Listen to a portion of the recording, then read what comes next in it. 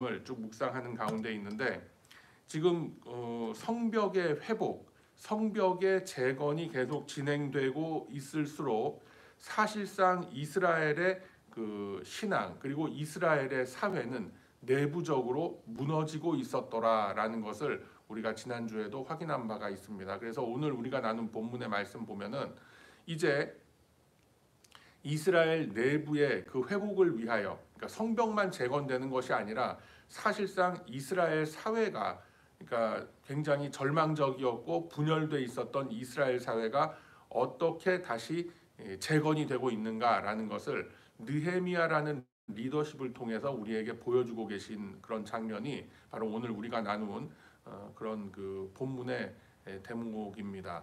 그래서 본문의 그 어떤 그 대주제를 우리가 한번 이렇게 생각을 해보면은 우리가 이런 생각을 할 수가 있겠죠.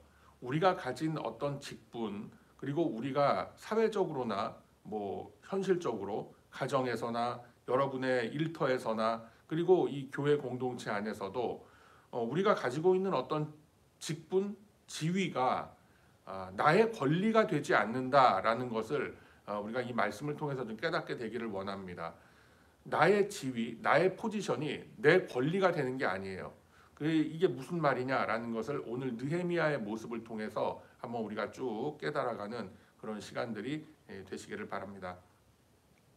자, 본문의 말씀을 쭉 보다 보면은 결국은 느헤미야가 우리에게 보인 리더십에 대해서 우리가 여러 가지 묵상을 하게 됩니다. 굉장히 그 청지기적인 리더십을 보여주고 있는 그러한 느헤미야였다라고 할 수가 있겠습니다.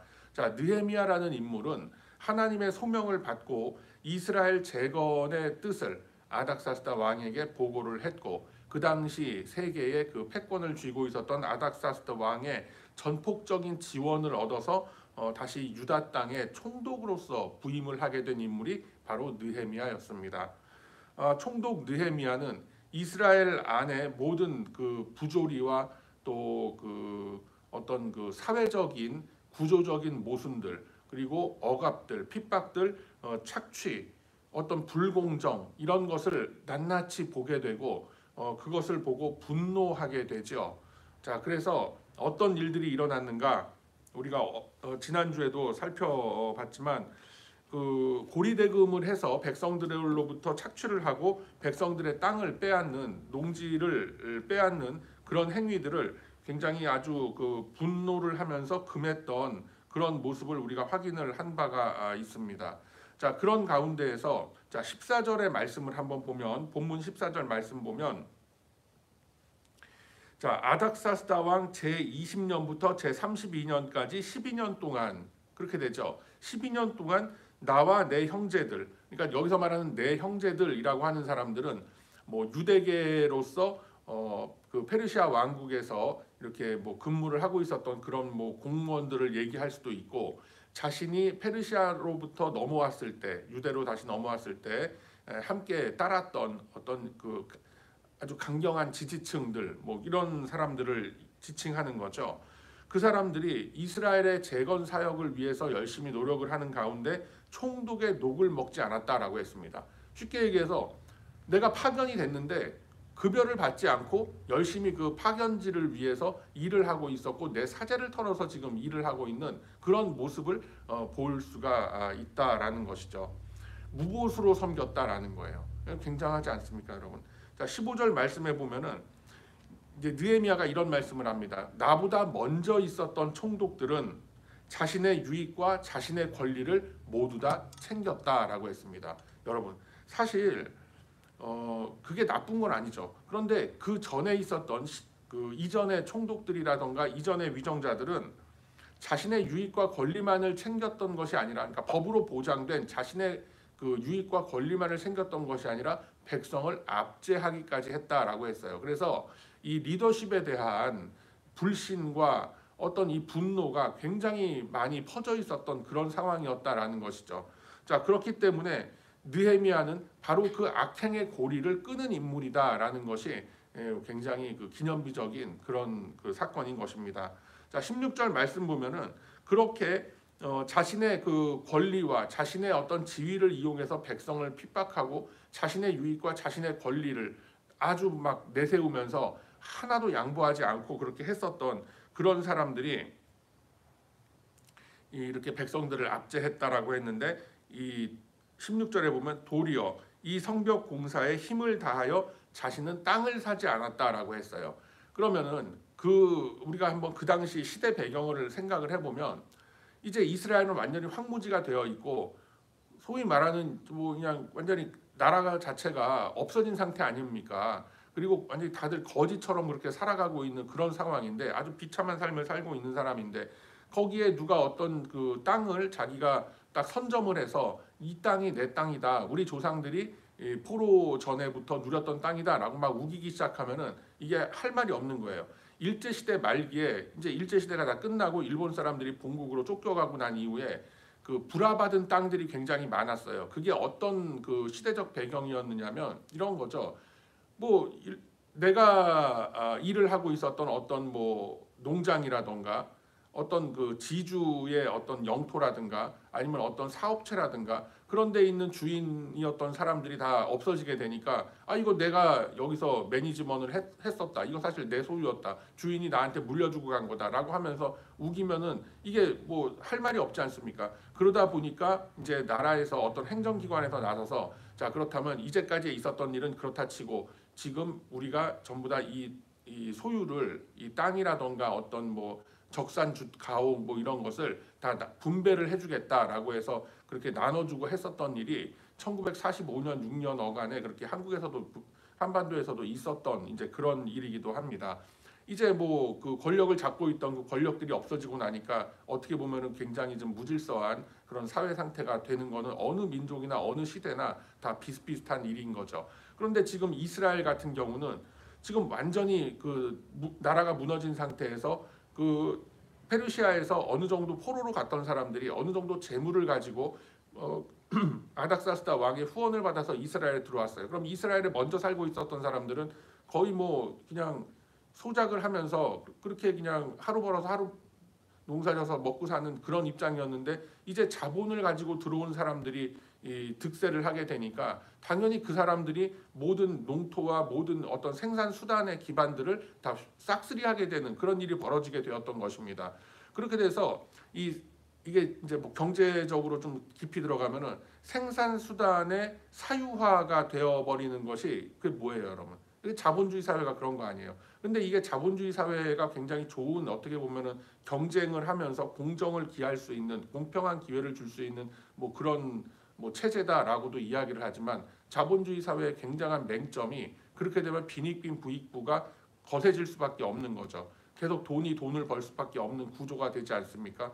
자, 그러다 보니까 이제 권력과 돈을 쥔 사람들이 모든 어떤 생산 수단을 다 싹쓸이하게 돼버리고, 그렇지 못한 사람들은 계속 그 밑에서 비참한 삶을 살 수밖에 없는 그런 일들이 계속 지금 벌어지고 있는 겁니다. 지금 우리가 살고 있는 이 시대도 그러고 있어요. 뭐 12세인가 13세부터 일하라고, 일을 해도 된다고 그러고, 그렇게 되면은 12, 13세 되는 뭐 한 14세인가요? 그런 아이들이 일할 수 있는 일이 뭐겠어요? 결국은 뭐 어디 햄버거 집에서 고기 굽는, 뭐 햄버거 패리 굽는 일을 하고 뭐 어디 음식점에서 서빙하는 일일 텐데 부잣집 애들이 하겠습니까? 안 그렇죠. 가난한 집 애들이 나가서 그렇게 하게 되겠죠. 돈을 벌어야 되니까.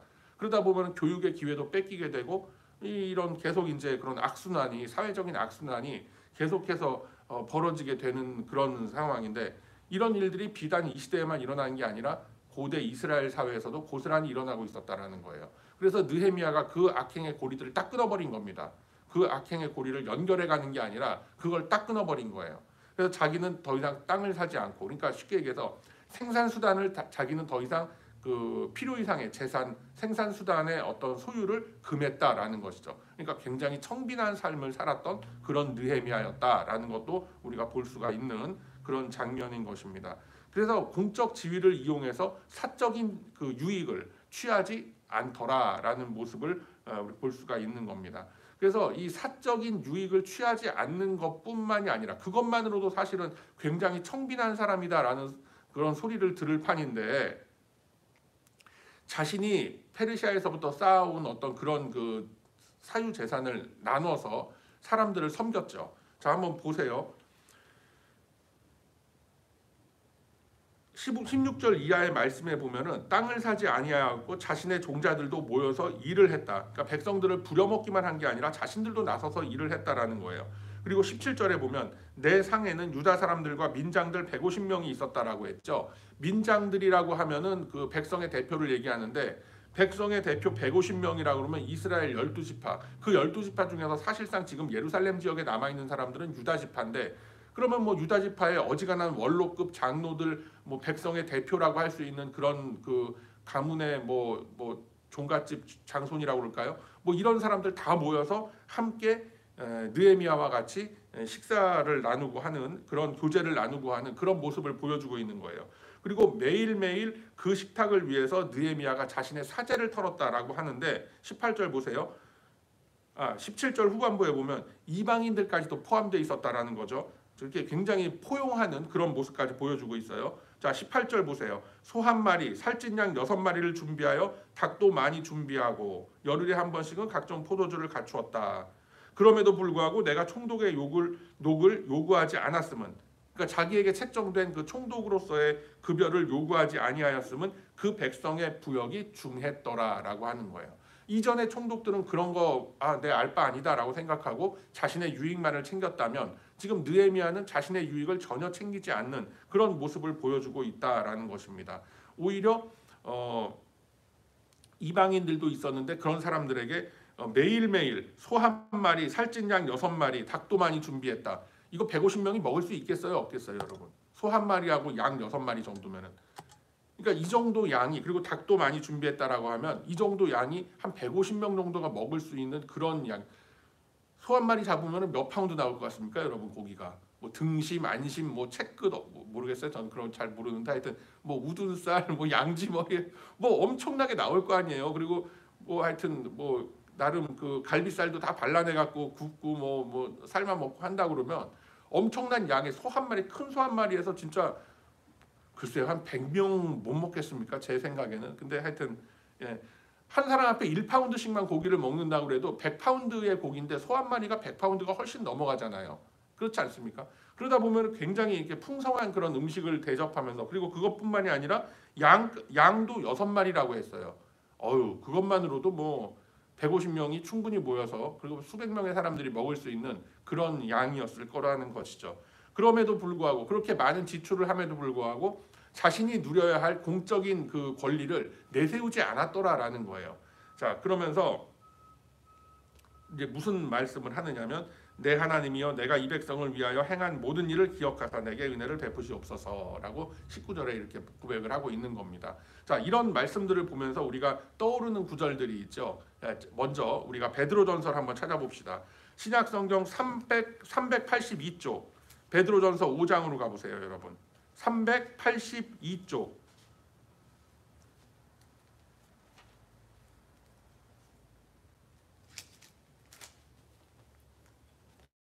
베드로전서 5장에 보면은 이런 말씀이 있어요. 2절과 3절의 말씀을 함께 읽습니다. 381쪽 이쪽 어간에 있는 베드로전서 5장 2절과 3절의 말씀을 함께 읽습니다. 자, 시작. 너희 중에 있는 하나님의 양무리를 치되 억지로 하지 말고 하나님의 뜻을 따라 자원함으로 하며 더러운 이득을 위하여 하지 말고 기꺼이 하며 맡은 자들에게 주장하는 자세를 하지 말고 양무리의 본이 되라.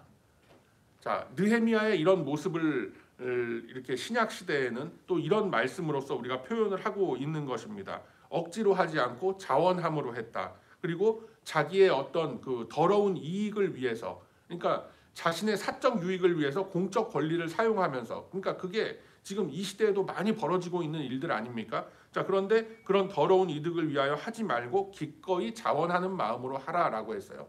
이게 위정자들의 어떤 부패와 비리와 권력자들의 문제일 수도 있지만, 우리 같은 일반 서민들이 살아가는 속에서도 얼마든지 이러한 일들이 벌어지려면 벌어질 수 있다라는 것이죠.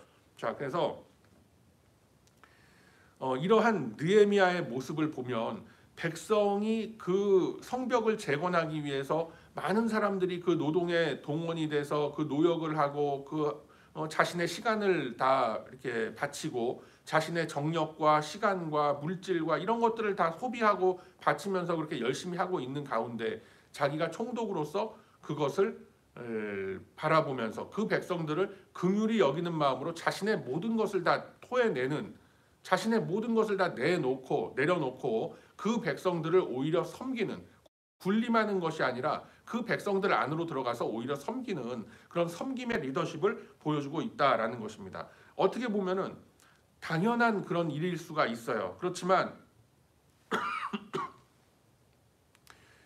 느헤미야는 그것을 자신의 의가 아닌 하나님을 경외함이다라고 말을 합니다. 자, 15절의 말씀을 보면 15절 맨 본문 다시 돌아와서 15절 맨 마지막 어절을 보면 나는 하나님을 경외함으로 이같이 행하지 아니했다라고 하죠.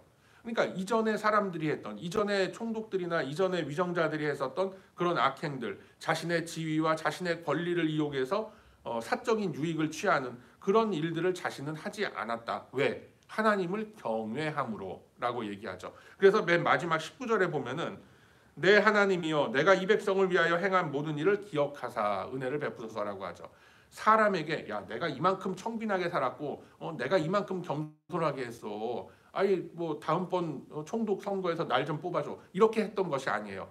사람 앞에 잘 보이려고 했던 것이 아니라 하나님에게 기억되게끔 이런 선행을 베풀고 이런 헌신을 했다라는 게 포인트가 되는 거예요.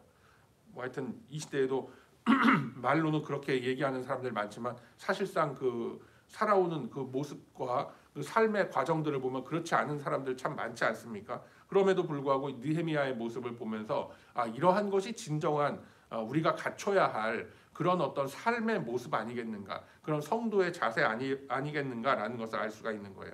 그래서 이런 모습을 보면서 바로 우리가 고난주간도 지금 지내고 있는데 예수님이 십자가에서 이런 말씀하시죠. 내가 체포하러 이제 그 겟세마네 동산에서 온 그 대제사장과 서기관들이 보낸 그 군사들을 보면서 내가 하늘의 천군 천사를 동원해서 이 사람들 다 쓸어버릴 수 있지 않겠느냐. 그렇지만 나는 그렇지 않. 내가 이루어야 할 그 사역을 위해서 나는 순순히 그 고통의 길을 가겠노라라고 하시면서 베드로를 달래고 하시면서 순순히 그 앞송에 그렇게 응하시는 그런 예수님의 모습을 우리가 묵상하고자 그러지 않습니까? 이러한 모습이 바로 구약 시대에도 바로 우리를 위해서 나타나시는 그런 그 메시아 구세주의 모습이 이런 곳에서 벌써 예표가 되고 있다라는 것도 여러분 꼭 기억하시길 바랍니다. 그래서 이러한 일들을 통해서 하나님께서는 우리에게 두 가지 중요한 어떤 포인트를 주고 계십니다. 바로 첫 번째로는 공동체를 위한 헌신이라는 것을 우리에게 보여주고 계세요. 자신의 당연한 권리, 자신의 어떤 당연한 것들을, 나의 유익들을 내려놓을 수 있는 용기가 있어야 한다라는 것을 말씀하고 있는 거예요. 총독 느헤미야는 사실 아무것도 안 해도 돼요. 그냥 입으로만 하면 되는 거예요. 입으로만 뭐 이거저거 지시 내리고 자기는 뒷짐지고 자신의 유익을 위해서 땅도 사고 자신의 어떤 미래를 위해서 여러 가지 투자도 할 수 있는 이런 그 포지션에 충분히 있었던 사람이에요. 그렇지만 그렇지 않고 자신의 유익을 모두 다 내려놨다. 자신의 모든 하늘 영광과 유익을 내려놓고 십자가로 향하신 예수님의 모습이 바로 여기서 오버랩이 되고 있다라는 것을 우리에게 보여주고 계시더라라는 겁니다. 그리고 두 번째로 우리에게 말씀하시는 것, 사람의 평가 그리고 사람의 어떤 그런 이런 말들에 휩싸이지 않았다라는 거예요. 그러니까 사람의 인정을 받으려고 하기보다 하나님 앞에 인정받으려고 노력했던 사람이 느헤미야였다라는 것입니다. 예수님의 모습하고 좀 굉장히 이렇게 오버랩이 되는 그런 그 장면들이 많죠, 여러분. 사람들한테 인정을 받기 위해서는 어떻게 하게 되겠습니까? 막 기적을 보여주고 십자가에서 막 갑자기 막 번개가 치고 천둥이 치면서 딱 예수님 내려오셔갖고 빌라도서부터 로마 군병들 싹 쓸어버릴 수 있는 뭐 그런 그 능력이 예수님한테 없으셨겠어요? 총독 느헤미야가 자기 소유로 땅을 사고 사람들을 계속해서 이렇게 좀 어느 정도 높은 세율의 그런 세금도 막 걷어들이고 하면서 얼마든지 자기의 어떤 그런 그 외적인 권위를 세우고 어떤 그런 자기의 권력을 강화하는 그런 일에 얼마든지 자기가 매진할 수 있었음에도 불구하고 자신의 사제를 털어가면서까지 그 백성들을 섬기더라라는 그런 모습들, 이런 모습들이 바로 예수님께서 얘기하시는 복음의 정신인 줄로 여러분 믿으시길 바랍니다. 그래서 우리가 신앙을 가지면서도 이런 정신이 없이, 이런 마음이 없이 공동체를 위한 헌신, 자신의 유익을 기꺼이 내려놓을 수 있는, 자신의 권리를 직접, 자신의 지위와 자신의 권리를 내려놓을 수 있는 그런 용기, 그런 용기가 없고 하나님 앞에 서려고 하기보다는 사람들의 그 간질간질한 그런 말에 더 막 귀가 그냥 솔깃솔깃해갖고 사람의 비율을 맞추려고 하는 그런 모습들, 그런 모습들 우리가 다시 한번 내 안에 있는지를 한번 돌아보면서 이 복음의 정신으로 우리가 그리스도의 형상을 증명하면서 살아간다라는 그 말이 갖는 그 의미가 내 속에, 나의 삶 속에 어떤 그런 모습으로 다가올 것인가라는 것을 우리가 먼저 기도의 제목으로 놓고 나아가기를 원합니다. 그래서 이 시간 우리 함께 기도할 때에 나의 권리와 어떤 나의 유익을 위해서 내가 살아가는 것이 아니라 그러한 것들을 기꺼이 공동체를 위해서, 그리고 그리스도의 그 복음을 위해서 내가 양보할 수 있는 그런 용기가 과연 나에게 있는가? 우리가 누구나 뭐 느헤미야처럼 내 사제를 다 털어서 무슨 뭐를 섬기고 뭐를 하고 막 그러라는 얘기는 아니에요. 그렇지만 이러한 기회가 왔을 때 기꺼이 내가 그러한 부르심에 응할 수 있는 용기가 과연 나한테 있는가라는 것. 그리고 나는 하나님의 평가, 하나님의 그 생명록 책에 나의 그 인생의 내용이 어떻게 적힐 것인가라는 것을 생각하기보다 그냥 사람들에게 인정받고 나의 어떤 그 자존심이 세워지고 또 나의 어떤 그 명예와 이런 것들이 빛나는 그런 자리를 나는 찾아다니고 또 그런 상황들을 나는 찾아다니고 있지 않은가라는 것을 한번 이 시간 곰곰이 보면서 또 각자가 가지고 나온 기도의 제목들 함께 놓고 내일 부활의 주일을 준비해 나아갈 수 있는 저와 여러분의 복된 이 아침이 다 되시길 주님의 이름으로 축복합니다. 아멘. 자비로우시고 은혜로우신 아버지 하나님,